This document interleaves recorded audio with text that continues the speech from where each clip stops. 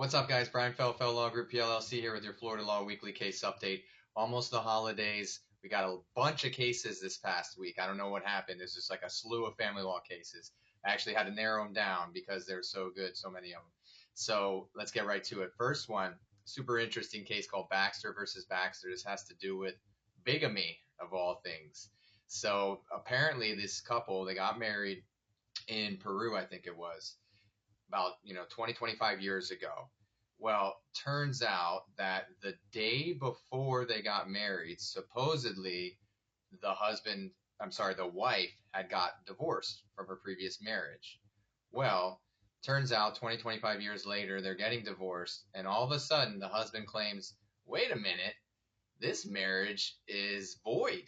It's bigamous because guess what, wife? You were married at the time that we got married in Peru. Your divorce, I guess, didn't go through. It actually, at that time, I think the husband was alleging that the divorce didn't happen again. It didn't happen until like a year later or something like that. So he said, wait a minute, void. Bigamous marriages in Florida are void. They're just, they don't count, let's say. And so he said, look, this isn't a divorce case. And he won because he convinced the trial court that to rule otherwise would sort of condone common law marriage. Common law marriage is not applicable in Florida. We don't have common law marriage. So he was saying, Judge, we're not legally married. The marriage is void. If you're going to grant a divorce or award equal distribution as if we were married, that would be akin to saying this is a common law marriage. Well, the appellate court reversed and actually said, no, husband, you are equitably estopped. Equitable estoppel, that's an affirmative defense. You're equitably estopped from asserting 25 years later that the original marriage was void. Why? Because the wife relied to her detriment on thinking that the marriage was legitimate. Apparently, both parties actually thought that the marriage was legitimate. The husband must have discovered, like maybe through his lawyer or something like that when he's getting divorced, that the marriage actually may have not been valid because the wife was still technically married.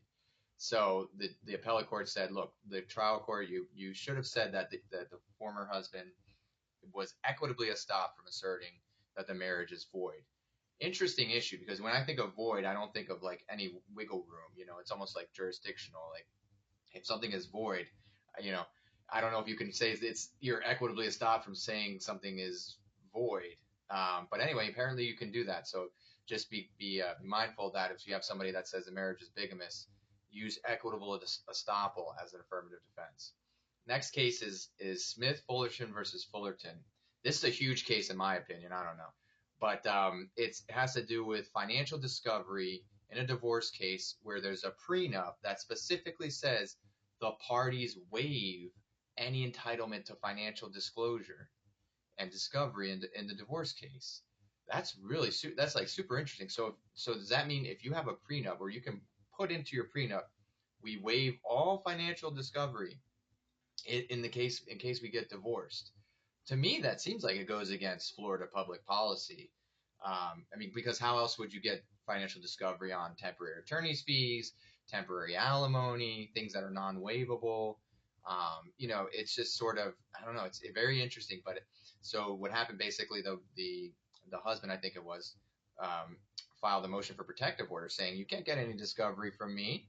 Actually, it may have been the wife, I'm not sure. But one of the parties said you can't get discovery. I think it was the wife. You can't get discovery. I'm filing a motion for protective order because our prenup says that no discovery in the case of we get divorced. None. We waive financial discovery. And it turns out, the trial court denied her motion for protective order, said she had to give the discovery. She takes a petition for a writ of cert, and it actually gets granted. And so the appellate court, this is the 5th DCA, said, look, you have to determine first and foremost, is that prenup valid? And I guess presumably is that provision valid that allows for the parties to waive discovery in the case of any divorce? All discovery, no discovery whatsoever seems very not in line with Florida law. Generally in Florida public policy allowing for liberal discovery. But no, if you have a prenup that says we waive discovery, make sure you bifurcate that issue essentially, or find out first and foremost, is that provision valid? Is the prenup valid? Because if so, potentially that provision could be upheld and you could get zero discovery whatsoever, zero financial discovery. Very, very interesting. Next case is McHugh versus McHugh. This is out of the 5th DCA as well. The thing that I thought interesting was about this case. It had a multitude of issues, but the one that I thought was super interesting was the idea of a loan versus a gift from family members. And so it had to do with the father allegedly loaning the husband a bunch of money during the marriage. And it seems like, in my opinion, it seems like the lawyer for the wife like asked all the right questions on cross and presented the right arguments to try to dispute that this was not really a loan; it was actually a gift. So apparently, she asked him that there's no written agreement, there's no written loan agreement, there's no interest payments, there's no interest, there's no due date, right? There's no collateral. There's really nothing it didn't have any of the trappings of a typical loan, like a legitimate loan. So it didn't really have anything. It was just sort of what it was it was like sort of like an Excel spreadsheet where the father would write down anytime he gave them money, he would say loan to son, X amount of money, loan to son. And so apparently that wasn't good enough. The trial court found in favor of the wife and said, look, this is not really a loan. This is I think trial court called it like a gift loan. It's really a gift. Essentially, the trial court said this is really a gift. It's not an actual loan. That got reversed. Despite the trial court being the finder of fact and the one that's actually looking the horse in the mouth and being able to determine whether this was really a gift or a loan, trial court said no, that there was really no evidence showing that this was an actual gift and not a loan. So I'm just thinking, practically speaking, I mean, how do you show something is really a gift?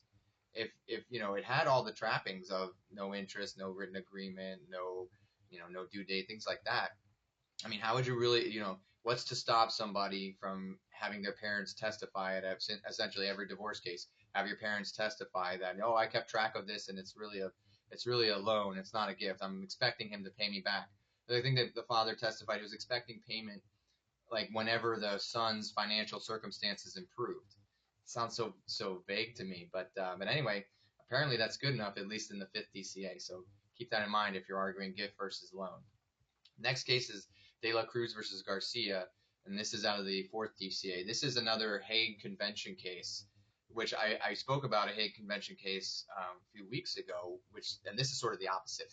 So this was one where the mom was living here in Florida, apparently for about a year. She took the child from Mexico.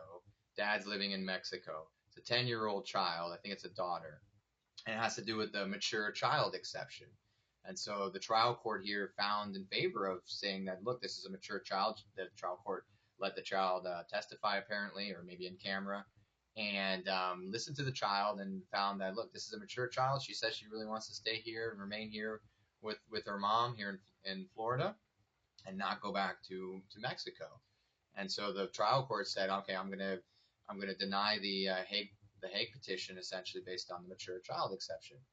So appellate court says, no, not so fast, my friend. So appellate court says, no, this child really, she wasn't really mature enough.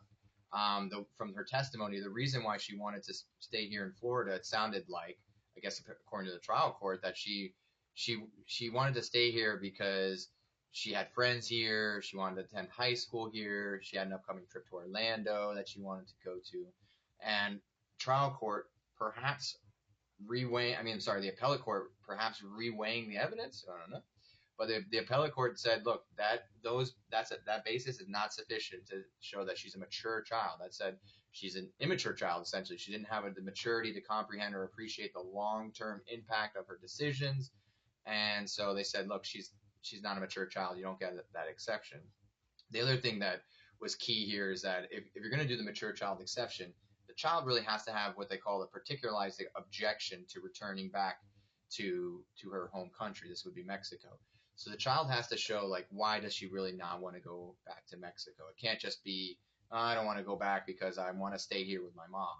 Well, the mom theoretically could move back to Mexico too. So it's not like, you got to have like a specific reason, a good reason why the child doesn't want to go back, why she's objecting to being returned back to the home country.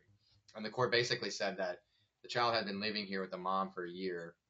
The mom sort of like unduly influenced her and kind of, made her think that, okay, if I go back to Mexico, I'm not gonna have my mom, right? And so, she felt like she was abandoning her mom if she were to go back to Mexico. And the court said, look, that's really not the case because mom can go back to Mexico too. So it's super interesting. So this would be one that's like the opposite of the one from before. Mature child exception. This child was 10 years old, but apparently not mature enough to have her voice heard in this matter. So she had to go back to Mexico apparently. Next case is Dorvil versus Atwell. This is out of the third DCA. This is a UCCJA case. Super interesting factually, but basically it's like the parties moved up to, I think it was South Carolina, but they moved up to South Carolina, and then the father filed a custody action in South Carolina. He was awarded sole custody essentially in South Carolina because the mom didn't participate. So then the mom, like right after he gets an order providing him custody, temporary custody at least, right after he gets that order, mom moves back down to Florida and with the child.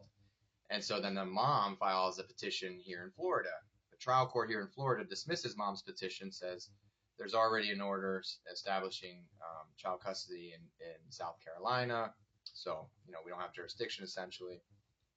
And so then the mom appeals. So interesting. What happens is the South Carolina court, after the mom files the appeal, South Carolina court vacates its previous order awarding the father custody because the South Carolina court is saying, well, we never had jurisdiction under the UCCJA to begin with. So sort of a whole big mess. But anyway, the appellate court said, look, I gotta remand back down to the trial court to do an actual, UCCJA evidentiary hearing to actually determine child's home state. I was thinking in my mind, maybe the dad could have an exception under UCCJA, the one that's provides that if the forum was established by the parent, basically, kidnapping a child, if it's based on the parent's bad deeds. I'm blanking on the name of this exception, but it's an exception under UCCJA that allows like the inequitable conduct essentially. If the jurisdiction was established here in Florida due to the mom's inequitable conduct by taking the child against the order of the South Carolina court and coming down here to Florida, perhaps that would be a defense. But anyway, so there has to be a full evidentiary UCCJA hearing on this. Last case, sorry, I know this is a mouthful of cases. So last, and I didn't even include all of them. So the last case is Grigsby versus Grigsby. This is how the first DCA is a relocation case. It's just a reminder that relocation applies if somebody moves after a divorce petition is filed. So in this case, apparently the parent moved like right before the divorce petition was filed. But guess what? That's not technically a relocation. So that's what happened. They moved right before the divorce petition was filed. The trial court entered an order, essentially like a pickup order, giving the parent who did not move, the stay behind parent, essentially full custody. Let's say time sharing, 100% time sharing, and order that the child be returned. And the appellate court said, no, look, this really wasn't, and there wasn't an evidentiary hearing. So the appellate court said, it's not really a relocation. It's not one of those cases. It's really something like any other case where the parents live in long distance. You know what I'm saying? Like a long distance parenting plan type of thing. So there really just needs to be an evidentiary hearing on temporary time sharing. Just like any other case. Not a relocation. Did not require the parent to file a petition to relocate because they relocated before they got divorced. Interesting to think about. If somebody is planning that kind of thing, but. Interesting to see how that goes. All right, guys. Thank you so much for hearing me out. I hope everybody has a wonderful holiday weekend or week next week, whenever Christmas is and Hanukkah is. I think it's next week. And remember, fell out of love, call Fell Law Group. All right, guys. Take care. Bye.